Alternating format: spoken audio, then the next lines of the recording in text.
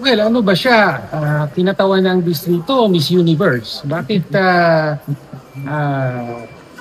ang trabaho ng isang congressman ay katawanin ng kanyang distrito? Dapat mag-expect ang mamamayan ng mas mataas na standard ng serbisyo mula sa kanilang mga elected representatives.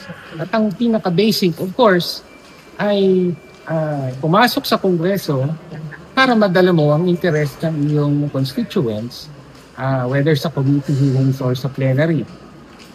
So yun yung unang punto. Pangalawang punto, well, kaduda-duda rin ang timing ng request dahil ito yung panahon na inaanyayahan siya ng ICI na sumagot ng ilang katanungan hinggil sa mga public infrastructure project sa First District ng Davao. No? So, hanggang ngayon ay hindi pa niya sinasagot ito sa alinmang forum. No? At pangatlong punto, nabasa ko yung sulat, sabi niya, attend naman daw siya Virtually. ng mga sessions, whether sa committee or plenary, virtually.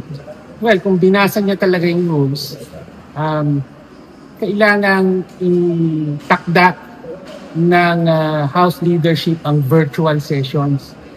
Ibig sabihin, may formal na proseso po. No? At only in certain circumstances, kapag may emergency circumstances lamang, nagkakaroon ng virtual sessions ng plenary or even ng committee hearings.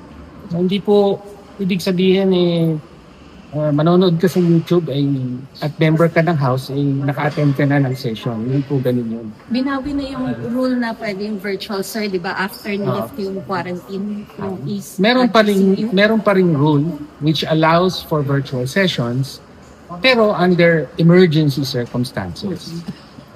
Sorry? Kung may calls po sa Speaker's Office na wag po bigyan ng approval, yun pong travel clearance request, do you support these calls? Well, sangayon tayo.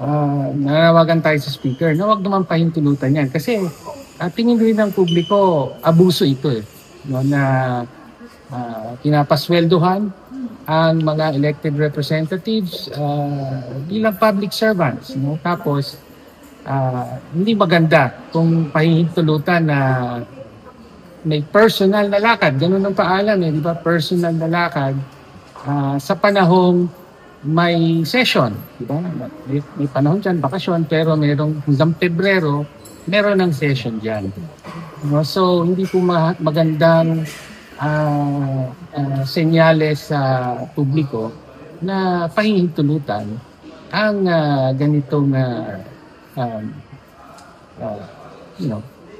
paglalakbay, personal travels ng mga elected officials. Sir, what if he insists that it is his right to travel?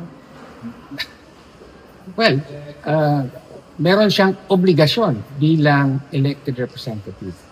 No, ang pinaka-basic na obligation, in fact, ay umattend ng mga session dahil nandito ang trabaho ng kinatawan. Diba? Umattend ng session tapos magtrabaho din sa distrito. Hindi niyo magagawa ang parehong yun kung wala siya sa bansa. Diba?